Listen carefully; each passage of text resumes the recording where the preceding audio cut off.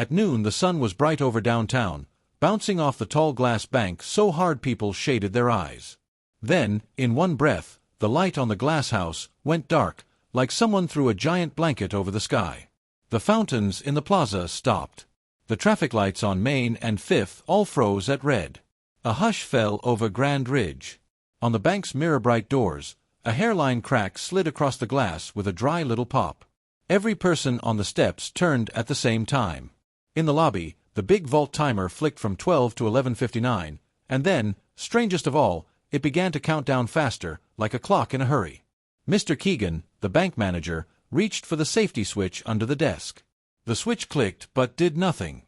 He looked up and saw the skylight go from clear to cloudy, as if smoke was curling above it. Somewhere far off a siren tried to sing, but the sound wobbled and faded. That was when the glass doors shivered and opened an inch by themselves. Now, let me tell you how we got here. Grand Ridge was a friendly American city that always tried to look its best. It had old red brick buildings with flower boxes, a farmer's market every Saturday, and a river that curved around downtown like a silver ribbon. Kids rode bikes in the park while parents watched from benches. The library had a blue roof that looked like folded paper. On summer nights, the baseball field lights made the whole neighborhood glow. People in Grand Ridge gave names to special places. The bank at Main and Fifth was so shiny that, from far away, it looked like a giant mirror. Its walls were tall glass panels, polished every morning. That's why everyone called it the Glass House. When the sun rose, the building caught the light and sent it dancing across the plaza. When clouds came, the panels turned soft gray and made the sky feel closer.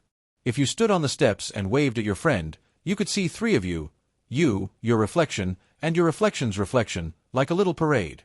The Glass House wasn't just a place for money. It was a place for stories. In the lobby, there was a gold coin display that kids pressed their noses against.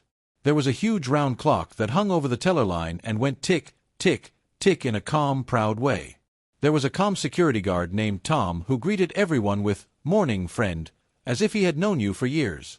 On Fridays, an older man named Mr. Willis handed out lollipops near the door and told a joke that always started, "Did you hear about the penny who?" and ended with a groan and a laugh.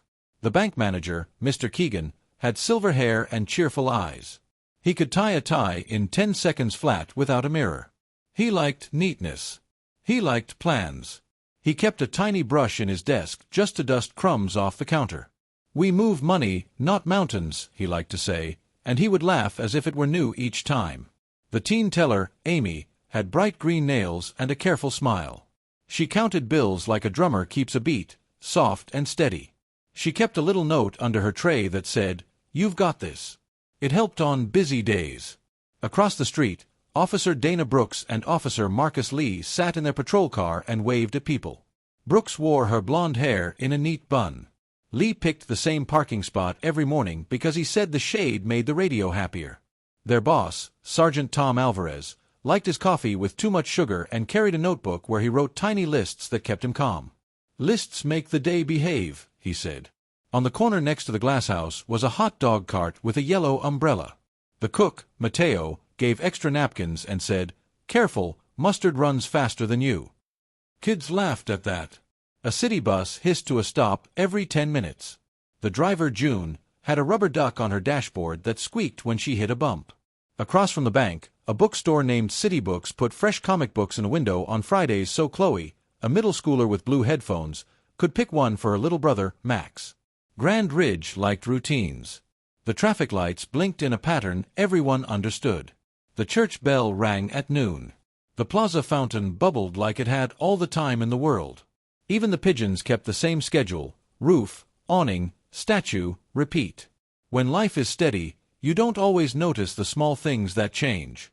But small things were changing.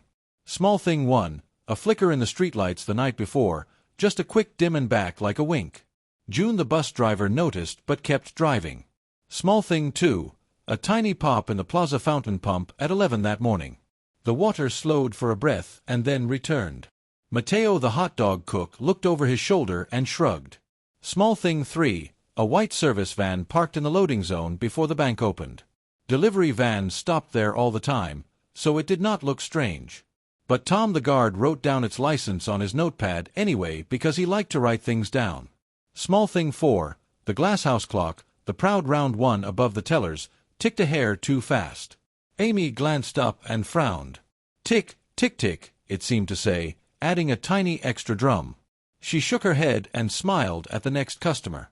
"How can I help you today?" Grand Ridge had highs and lows like a song. Highs were easy to see: parades, winning ball games, a rainbow over the river, sunshine bouncing off the bank like stars. Lows were small: a rainy Monday, a dropped ice cream, a traffic jam near the bridge. But that day had a different kind of low, the kind you do not see until it is close. At 11:30 a.m., the plaza was busy. A class from Maple Ridge Elementary lined up for a look at the gold coins. Mr. Willis had 2 lollipops left. Tom said, "Morning, friend," 15 times in a row and didn't mind one bit. Mr. Keegan checked the vault schedule. The vault was on a timer so no one could rush it. It opened for a few minutes at noon for a routine transfer. Simple, safe, boring. At 11:45, Sergeant Alvarez walked through the plaza with his coffee and checked his list: patrol change, plaza watch, lunch. He saw his officers across the street and lifted 2 fingers. "You good?" They lifted 2 fingers back. "Good." At 11:52, a small breeze picked up and flipped Mateo's yellow umbrella edge with a flap. A flyer skittered across the steps, and Chloe stepped on it so it wouldn't blow away. She bent to pick it up. When she stood, she caught her face in the glasshouse wall and laughed because her reflection looked like a movie star with a very important paper. She held the flyer up like a prize. The building gave her a second Chloe, and then a third. 3 Chloes smiled at each other. At 11:54, the white van in the loading zone beeped as if it had been locked or unlocked by someone far away. Tom looked up. The driver's seat was empty. He took 2 steps toward the door and then stopped because a mother was wrestling a stroller on the steps and he wanted to help. He opened the door for her and she said, "Thank you," and he said, "Morning, friend," and the van sat quiet and plain. At 11:56, Amy counted out 20s and smiled. "Have a wonderful day," she said. The big wall clock ticked a little faster. Mr. Keegan turned the corner of his desk calendar to make it straighter. The fountain bubbled. The plaza pigeons lifted, turned, and settled again like a gray wave. At 11:58, the sun slid from behind a cloud and hit the glasshouse just right. The whole building flashed, and for a blink everything looked extra bright. People shaded their eyes. 2 little kids pretended to be secret agents and rolled behind a planter. At 11:59, everything leaned forward into noon. And then came the highest high that felt like a deep low. In one breath, the glass walls dimmed. Not dark like night, but dark like a classroom when a teacher pulls the shade to show a movie. The plaza fountain stuttered and went still, the little crowns of water dropping into themselves. The church bell tried to ring noon but clanged once and then stopped, as if a hand had caught the rope. The traffic lights at Main and 5th froze. All red. Not one green, not one yellow.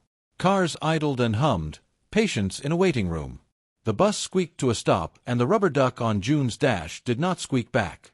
The air felt thick, like the day had stepped into a slow part of a song. Inside the glasshouse, the big round clock ticked, ticked, ticked, then jumped. The vault timer moved to 12 o'clock and began its noon dance, but the numbers sped up like a child spinning a dial. 12 o'clock, 11:59, 11:58, too fast, not right. Amy's mouth opened. Mr. Keegan reached under the desk for the safety switch. He clicked it. Nothing. Tom pressed his radio. It hissed back like a seashell. The lobby lights buzzed, and the skylight above the atrium went cloudy, as if fog had poured over it from the roof. Outside, people stopped walking. Mateo looked up with mustard on his thumb.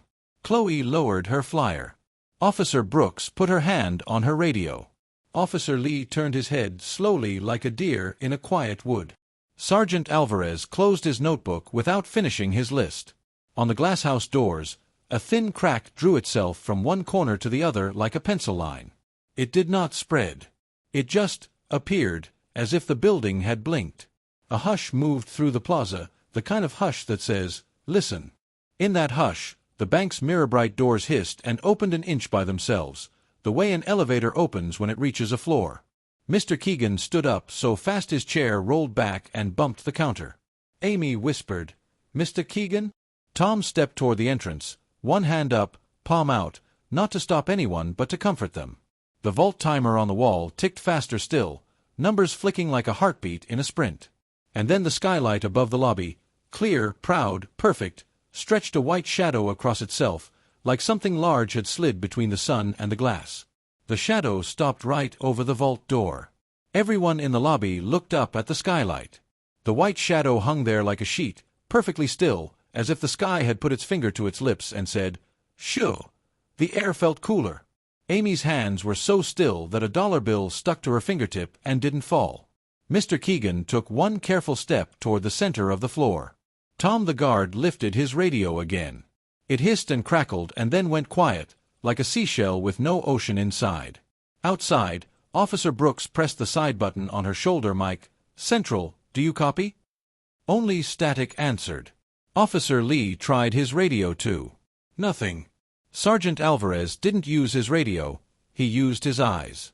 He looked at the streetlights, all red, the bus, stopped, the people, frozen, and the bank doors, open just a little. He said, softly but clearly, "No one goes in yet. We watch." In the plaza, Chloe slid her blue headphones down to her neck so she could hear better. "What is happening?" she asked Mateo at the hot dog cart. "I don't know," Mateo said. He tried to make a joke, because jokes can be blankets. Maybe the sun needed a nap.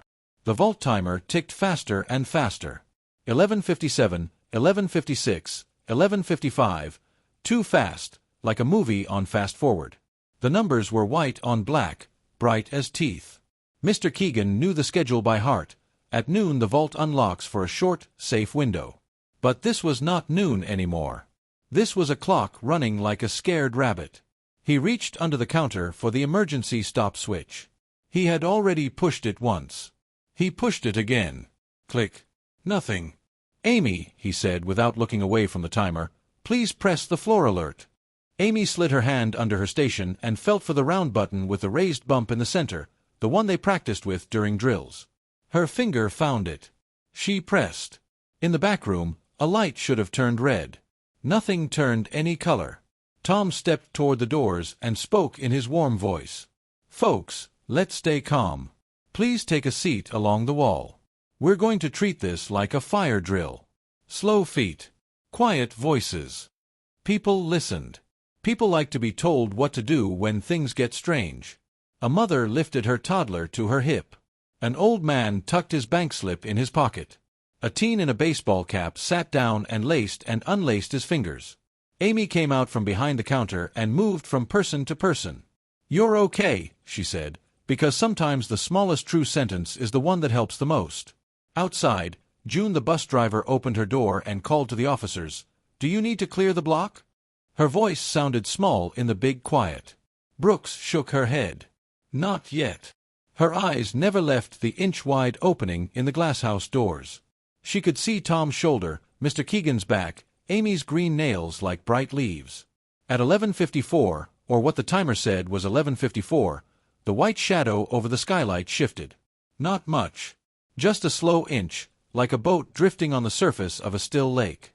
The light in the lobby bent with it, bright here, dim there, like a flashlight passing under a blanket.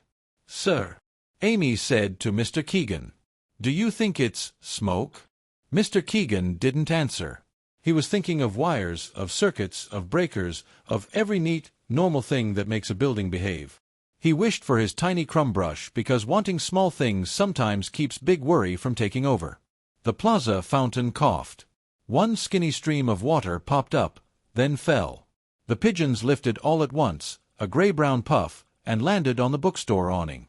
Mateo turned off his hot dog steamer. It hissed in a tired way and fell asleep. Sergeant Alvarez finally took out his notebook. He didn't make a list. He drew the bank, just a box with a door and a top, and put a dot where he guessed the vault was. He drew the street corners and wrote the names, Main, 5th. He wrote the time from his watch, 12:03. He put a question mark by the time and underlined it. Then he looked up and said, "Something is controlling their systems."